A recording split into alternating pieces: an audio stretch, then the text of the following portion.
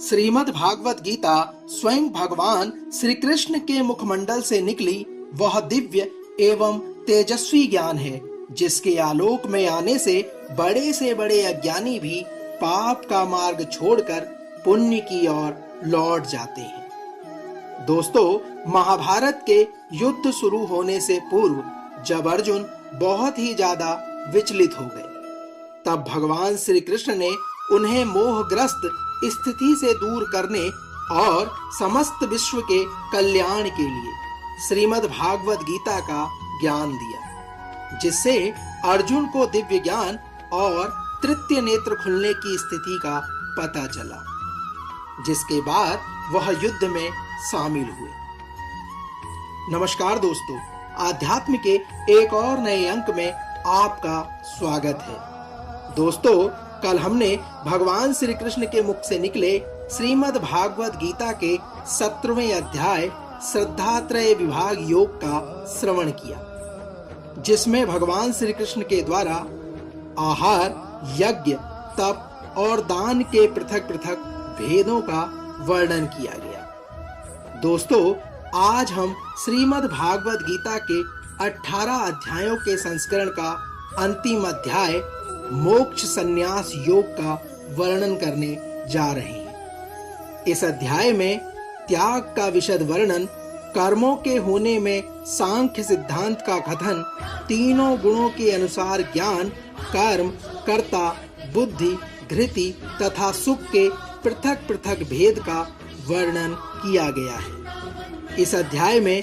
फल सहित वर्ण, धर्म के विषय का वर्णन, ज्ञान निष्ठा का वर्णन और भक्ति सहित कर्म योग का विवेचन भी किया गया है। तो आइए प्रारंभ करते हैं भगवान श्री कृष्ण के मुखार बिंदु से निकले मोक्ष संन्यास योग के सार को। दोस्तों, श्रीमद् भागवत गीता के 18वें अध्याय उपसंहार संन्यास की सिद्धि योग में भगवान श्री कृष्ण से अर्जुन प्रश्न करते हैं। अर्जुन कहते हैं, हे महाबाहु, मैं त्याग का उद्देश्य जानने का इच्छुक हूँ। हे केशव, हे ऋषिकेश, मैं त्यागमय जीवन का भी उद्देश्य जानना चाहता हूँ। श्री भगवान कहते हैं, हे अर्जुन, भौतिक इच्छा पर आधारित कर्मों के परित्याग को विद्वान लोग संन्यास कहते हैं और समस्त कर्मों के फल त्याग को बुद्धिमान लोग त्याग कहते हैं। कृष्ण कहते हैं, कुछ विद्वान घोषित करते हैं कि समस्त प्रकार के सकाम कर्मों को दोषपूर्ण समझकर त्याग देना चाहिए, किंतु अन्य विद्वान मानते हैं कि यज्ञ, दान तथा तपस्या के कर्मों को कभी नहीं त्यागना चाहिए। श्री कृष्ण कहते हैं, हे भरत श्रेष्ठ, अब त्याग के विषय में मेरा निर्णय सुनो। हे अर्जुन, शास्त्रों में त्याग 3 तरह का बताया गया है। यज्ञ, दान तथा तपस्या के कर्मों का कभी परित्याग नहीं करना चाहिए, उन्हें अवश्य संपन्न करना चाहिए। हे अर्जुन, निसंदेह यज्ञ, दान तथा तपस्या महात्माओं को भी शुद्ध बनाते हैं। हे अर्जुन, इन सारे कार्यों को किसी प्रकार की आसक्ति या फल की आशा के बिना संपन्न करना चाहिए। हे प्रथापुत्र, इन्हें कर्तव्य मानकर संपन्न किया जाना चाहिए, यही मेरा अंतिम मत है। हे अर्जुन, निर्दिष्ट कर्तव्यों को कभी नहीं त्यागना चाहिए। यदि कोई मोहवश अपने नियत कर्मों का परित्याग कर देता है, तो ऐसे त्याग को तामसी कहा जाता है। जो व्यक्ति नियत कर्मों को कष्टप्रद समझकर या शारीरिक क्लेश के भय से त्याग देता है, उसके लिए कहा जाता है कि उसने यह त्याग रजोगुण में किया है। ऐसा करने से कभी त्याग का उच्च फल प्राप्त नहीं होता।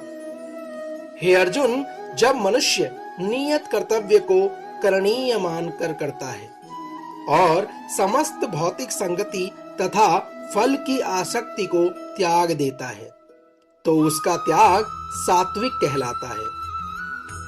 श्री कृष्ण आगे कहते हैं, हे अर्जुन, सतोगुण में स्थिति बुद्धिमान त्यागी, जो ना तो अशुभ कर्म से घृणा करता है और न शुभ कर्म से लिप्त होता है, वह कर्म के विषय में कोई संशय नहीं रखता। निसंदेह किसी भी देहधारी प्राणी के लिए समस्त कर्मों का परित्याग कर पाना असंभव है, लेकिन जो कर्म फल का परित्याग करता है वही वास्तव में त्यागी कहलाता है। हे अर्जुन, जो त्यागी नहीं है उसके लिए इच्छित, अनिश्चित तथा मिश्रित ये 3 प्रकार के कर्मफल मृत्यु के बाद मिलते हैं, लेकिन जो सन्यासी हैं उन्हें ऐसे फल का सुख और दुख नहीं भोगना पड़ता। श्री कृष्ण कहते हैं, हे महाबाहु अर्जुन, वेदांत के अनुसार समस्त कर्म की पूर्ति के लिए 5 कारण हैं। अब तुम इसे मुझसे सुनो। श्री कृष्ण यहाँ से कर्म के 5 कारण बता रहे हैं। कर्म का स्थान, कर्ता, विभिन्न इंद्रियां, अनेक प्रकार की चेष्टाएं तथा परमात्मा, ये 5 कर्म के मुख्य कारण हैं।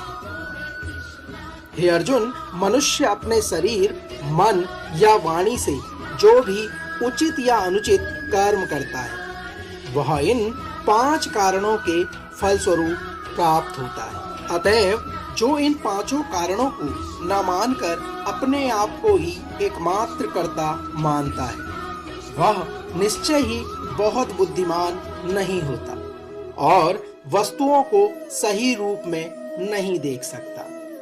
हे अर्जुन, जो मिथ्या अहंकार से प्रेरित नहीं है, जिसकी बुद्धि बंधी हुई नहीं है, वह इस संसार में मनुष्यों को मारता हुआ भी नहीं मारता, ना ही वह अपने कर्मों से बंधा होता है। ज्ञान, ज्ञेय तथा ज्ञाता, ये तीनों कर्म को प्रेरणा देने वाले कारण हैं। इंद्रियां, कर्म तथा कर्ता, ये 3 कर्म के संगठक हैं। हे अर्जुन, प्रकृति के 3 गुणों के अनुसार ही ज्ञान, कर्म तथा कर्ता के 3 भेद हैं। अब तुम मुझसे इन्हें सुन सकते हो। भगवान श्री कृष्ण कहते हैं, जिस ज्ञान से अनंत रूपों में विभक्त सारे जीवों में एक ही अविभक्त आध्यात्मिक प्रकृति देखी जाती है, उसे ही तुम सात्विक जान सकते हो। हे अर्जुन, जिस ज्ञान से कोई मनुष्य विभिन्न शरीरों में भिन्न भिन्न प्रकार के जीवों को देखता है, उसे तुम राजसी जान सकते हो। और वह ज्ञान जिससे मनुष्य किसी एक प्रकार के कार्य को, जो अति तुच्छ है, सब कुछ मानकर सत्य को जाने बिना उसमें लिप्त रहता है, उसे तामसी कहा जाता है। जो कर्म नियमित है और जो आसक्ति, राग या द्वेष से रहित कर्म फल की चाह के बिना किया जाता है, वह कर्म सात्विक कहलाता है। हे अर्जुन, लेकिन जो कार्य अपनी इच्छा पूर्ति के निमित्त प्रयास पूर्वक एवं मिथ्या अहंकार के भाव से किया जाता है, वह रजोगुणी कहा जाता है। हे अर्जुन, जो कर्म मोहवश शास्त्रीय आदेशों की अवहेलना करके तथा भावी बंधन की परवाह किए बिना या हिंसा तथा अन्यों को दुख पहुंचाने के लिए किया जाता है, वह तामसी गुण कहलाता है। जो व्यक्ति भौतिक गुणों के संसर्ग के बिना अहंकार रहित संकल्प तथा उत्साह पूर्वक अपना कर्म करता है और सफलता अथवा असफलता में अविचलित रहता है, हे अर्जुन, वह सात्विक कर्ता कहलाता है। जो कर्ता कर्म तथा कर्म फल के प्रति आसक्त होकर फलों का भोग करना चाहता है तथा जो लोभी, सदैव ईर्ष्यालु, अपवित्र और सुख दुख से विचलित होने वाला है, हे अर्जुन, वह राजसी कहलाता है। और जो कर्ता सदा शास्त्रों के आदेशों के विरुद्ध कार्य करता रहता है, जो भौतिकवादी, हठी तथा अन्यों का अपमान करने में पटु है तथा जो आलसी, सदैव खिन्न तथा काम करने में दीर्घसूत्री है, हे अर्जुन, वह तमोगुणी कहलाता है। श्री कृष्ण आगे कहते हैं, हे धनंजय, अब मैं प्रकृति के तीनों गुणों के अनुसार तुम्हें विभिन्न प्रकार की बुद्धि तथा धृति के विषय में विस्तार पूर्वक बताऊंगा। अब तुम इसे ध्यान पूर्वक सुनो। श्री कृष्ण कहते हैं, हे प्रथापुत्र, वह बुद्धि सतोगुणी है, जिसके द्वारा मनुष्य यह जानता है कि क्या करणीय है और क्या नहीं, किससे डरना चाहिए और किससे नहीं, क्या बांधने वाला है और क्या मनुष्य को मुक्ति देने वाला है। हे अर्जुन, जो बुद्धि धर्म तथा अधर्म, करणीय तथा अकरणीय कर्म में भेद नहीं कर पाती, वह राजसी है। जो बुद्धि मोह तथा अहंकार के वशीभूत होकर अधर्म को धर्म और धर्म को अधर्म मानती है और सदैव विपरीत दिशा में प्रयत्न करती है, हे अर्जुन, वह तामसी है। श्री कृष्ण कहते हैं, हे प्रथापुत्र, जो अटूट है, जिसे योगाभ्यास द्वारा अचल रहकर धारण किया जाता है और जो इस प्रकार मन, प्राण तथा इंद्रियों के कार्यकलापों को वश में रखती है, वह घृति सात्विक है। लेकिन हे अर्जुन, जिस घृति से मनुष्य धर्म, अर्थ तथा काम के फलों में लिप्त बना रहता है, वह राजसी है। जो घृति स्वप्न, भय, शोक, विषाद तथा मोह के परे नहीं जाती, ऐसी दुर्बुद्धिपूर्ण घृति तामसी है। भगवान श्री कृष्ण कहते हैं, हे कुंती पुत्र, अब मैं तुमसे 3 प्रकार के सुखों का वर्णन करता हूँ, जिसके द्वारा बुद्धिजीव भोग करता है और जिसके द्वारा कभी-कभी दुखों का अंत भी हो जाता है। हे अर्जुन, जो प्रारंभ में विष जैसा लगता है, लेकिन अंत में अमृत के समान है, और जो मनुष्य में आत्म साक्षात्कार जगाता है, वह सात्विक सुख कहलाता है। जो सुख इंद्रियों द्वारा उसके विषयों के संसर्ग से प्राप्त होता है और जो प्रारंभ में अमृत तुल्य तथा अंत में विष तुल्य लगता है, वह रजोगुणी कहलाता है।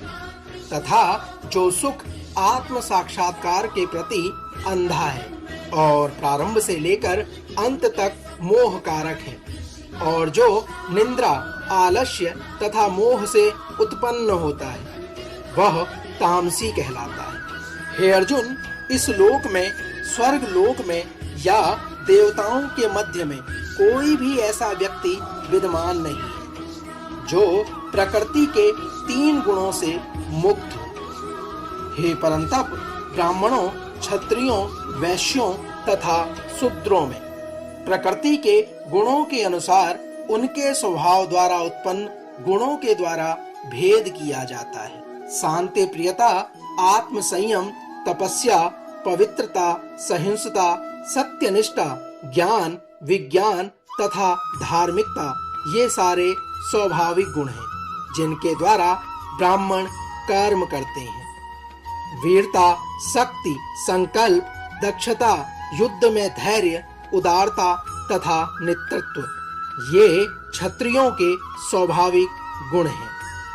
कृषि करना, गौरक्षा तथा व्यापार वैश्यों के स्वाभाविक कर्म है और शूद्रों का कर्म श्रम तथा अन्यों की सेवा करना है। भगवान श्री कृष्ण आगे अर्जुन से कहते हैं, हे कुंती पुत्र, अपने अपने कर्म के गुणों का पालन करते हुए प्रत्येक व्यक्ति सिद्ध हो सकता है।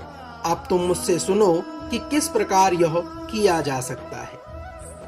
हे अर्जुन, जो सभी प्राणियों का उद्यम है और सर्वव्यापी है, उस भगवान की उपासना करके मनुष्य अपना कर्म करते हुए पूर्णता को प्राप्त कर सकता है। अपने वृत्तिपरक कार्य को करना, चाहे वह कितना ही त्रुटिपूर्ण ढंग से क्यों न किया जाए, अन्य किसी के कार्य को स्वीकार करने और अच्छी प्रकार से करने की अपेक्षा अधिक श्रेष्ठ है।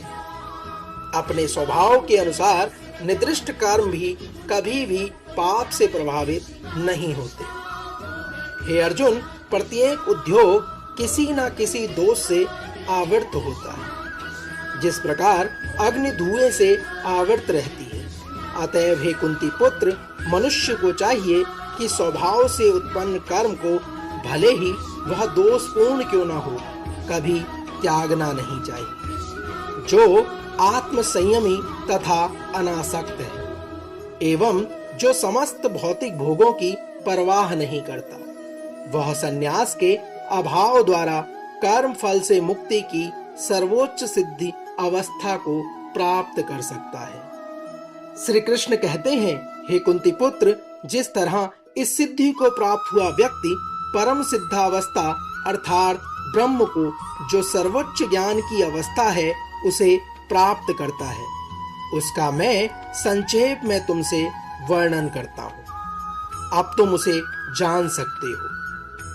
जो मनुष्य अपनी बुद्धि से शुद्ध होकर तथा धैर्य पूर्वक मन को वश में करते हुए इंद्रिय तृप्ति के विषयों का त्याग कर राग तथा द्वेष से मुक्त होकर जो व्यक्ति एकांत स्थान में वास करता है, जो थोड़ा खाता है, जो अपने शरीर, मन तथा वाणी को वश में रखता है, जो सदैव समाधि में रहता है तथा पूर्णतया विरक्त मिथ्या अहंकार, मिथ्या शक्ति, मिथ्या गर्व, काम, क्रोध तथा भौतिक वस्तुओं के संग्रह से मुक्त है, जो मिथ्या स्वाभिमान की भावना से रहित तथा शांत है, वह निश्चय ही आत्म साक्षात्कार के पद को प्राप्त होता है। इस प्रकार जो दिव्य पद पर स्थित है, वह तुरंत परम ब्रह्म का अनुभव करता है और पूर्णतया प्रसन्न हो जाता है।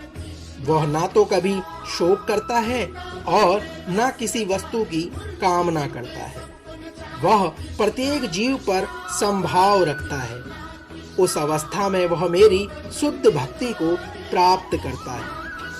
हे अर्जुन, केवल भक्ति से मुझ भगवान को यथारूप में जाना जा सकता है। जब मनुष्य ऐसी भक्ति से मेरे पूर्ण भावनामृत में होता है, तो वह वैकुंठ जगत में प्रवेश कर सकता है। मेरा शुद्ध भक्त मेरे संरक्षण में समस्त प्रकार के कार्यों में संलग्न रहकर भी मेरी कृपा से नित्य तथा अविनाशी धाम को प्राप्त होता है। हे अर्जुन, सारे कार्यों के लिए मुझ पर निर्भर रहो और मेरे संरक्षण में सदा कर्म करो। मेरे प्रति पूर्णतया सचेत रहो। हे अर्जुन, यदि तुम मुझसे भावना भावित होंगे तो मेरी कृपा से तुम बद्ध जीवन के सारे अवरोधों को लांघ जाओगे। लेकिन यदि तुम मिथ्या अहंकारवश ऐसी चेतना में कर्म नहीं करोगे और मेरी बात नहीं सुनोगे, तो तुम विनष्ट हो जाओगे। यदि तुम मेरे निर्देशानुसार कर्म नहीं करते और युद्ध में प्रवृत्त नहीं होते, तो तुम कुमार्ग पर जाओगे और अपने स्वभाववश युद्ध में लगना होगा। हे अर्जुन, इस समय तुम मोहवश मेरे निर्देशानुसार कर्म करने से मना कर रहे हो। लेकिन हे कुंती पुत्र, तुम अपने ही स्वभाव से उत्पन्न कर्म द्वारा बाध्य होकर वही सब करने लगोगे। हे अर्जुन, परमेश्वर प्रत्येक जीव के हृदय में स्थित है और भौतिक शक्ति से निर्मित यंत्र में सवार की भांति बैठे समस्त जीवों को अपनी माया से घुमा रहे हैं। हे भारत, सब प्रकार से उसी की शरण में जाओ। उसकी कृपा से तुम परम शांति तथा परम नित्य धाम को प्राप्त करोगे। श्री कृष्ण कहते हैं, हे अर्जुन, इस प्रकार मैंने तुम्हें बृहतुर ज्ञान बता दिया है। इस पर पूरी तरह से मनन करो और तब जो चाहो सो कर सकते हो। क्योंकि तुम मेरे अत्यंत प्रिय मित्र हो, अतएव मैं तुम्हें अपना परम आदेश, जो सर्वाधिक गृह ज्ञान है, बता रहा हूँ। इसे अपने हित के लिए सुनो। सदैव मेरा चिंतन करो, मेरे भक्त बनो, मेरी पूजा करो और मुझे नमस्कार करो। इस प्रकार तुम निश्चित रूप से मेरे पास चले आओगे। मैं तुम्हें वचन देता हूँ, क्योंकि तुम मेरे सबसे परम मित्र हो। हे अर्जुन, समस्त प्रकार के धर्मों का परित्याग कर दो और मेरी शरण में चले आओ। मैं समस्त पापों से तुम्हारा उद्धार कर दूंगा। तुम्हें डरने की आवश्यकता नहीं है। हे अर्जुन, यह ग्रह ज्ञान उनको कभी ना बताया जाए जो ना तो संयमी है, ना एकनिष्ठ है और ना भक्ति में रत है, ना ही उसे जो मुझसे द्वेष करता हो। जो व्यक्ति भक्तों को यह परम रहस्य बताता है, वह शुद्ध भक्ति को प्राप्त करेगा और अंत में वह मेरे पास वापस आएगा। इस संसार में उसकी अपेक्षा कोई अन्य सेवक ना तो मुझे अधिक प्रिय है और ना कभी होगा। हे अर्जुन, मैं घोषित करता हूँ कि जो हमारे इस पवित्र संवाद का अध्ययन करता है, वह अपनी बुद्धि से मेरी पूजा करता है, और जो श्रद्धा समेत तथा द्वेष रहित होकर इसे सुनता है, वह सारे पापों से मुक्त हो जाता है और उन शुभ लोकों को प्राप्त होता है जहाँ पुण्यात्माएं निवास करती हैं। हे धनंजय, क्या तुमने इसे एकाग्रचित्त होकर सुना? और क्या अब तुम्हारा अज्ञान का मोह दूर हो गया है? भगवान श्री कृष्ण अर्जुन से पूछ रहे हैं। भगवान श्री कृष्ण से अर्जुन कहते हैं, हे कृष्ण, अब मेरा मोह दूर हो गया है। आपके अनुग्रह से मुझे मेरी स्मरण शक्ति वापस मिल गई है। अब मैं संशय रहित तथा दृढ़ हूँ। आपके आदेशानुसार कर्म करने के लिए उद्यत हूँ। संजय कहते हैं, हे राजा, इस प्रकार मैंने कृष्ण तथा अर्जुन इन दोनों महापुरुषों की वार्ता को सुना और यह संदेश इतना अद्भुत है कि मेरे शरीर में रोमांच हो रहा है। हे राजा, व्यास की कृपा से मैंने यह परम ग्रह की बातें साक्षात योगेश्वर कृष्ण के मुख से अर्जुन के प्रति कही जाती हुई सुनी। हे राजन, जब मैं कृष्ण तथा अर्जुन के मध्य हुई इस आश्चर्यजनक तथा पवित्र वार्ता का बारंबार स्मरण करता हूँ तो प्रति क्षण आहत से गदगद हो उठता हूँ। हे राजन, भगवान कृष्ण के अद्भुत रूप का स्मरण करते ही अधिकाधिक आश्चर्यचकित हो जाता हूँ और पुनः पुनः हर्षित होता हूँ। दोस्तों, जहाँ योगेश्वर कृष्ण है और जहाँ परम धनुर्धर अर्जुन है, वहीं ऐश्वर्य, विजय, अलौकिक शक्ति तथा नीति भी निश्चित रूप से रहती है, ऐसा मेरा विश्वास है। दोस्तों, तो यह था भगवान श्री कृष्ण के मुखारबिंदु से निकला और अर्जुन को कुरुक्षेत्र के मैदान पर दिया गया श्रीमद् भागवत गीता के 18 अध्यायों में से 18वें अध्याय मोक्ष संन्यास योग का सार। हम आशा करते हैं कि आज का यह अंक आपको अवश्य पसंद आया होगा। कल से हम भगवान श्री कृष्ण के द्वारा श्रीमद् भागवत गीता के 18 अध्यायों के महात्म्य को एक एक करके आपके बीच में प्रकाशित करेंगे। कल फिर होगी मुलाकात। जय श्री कृष्ण। राधे राधे।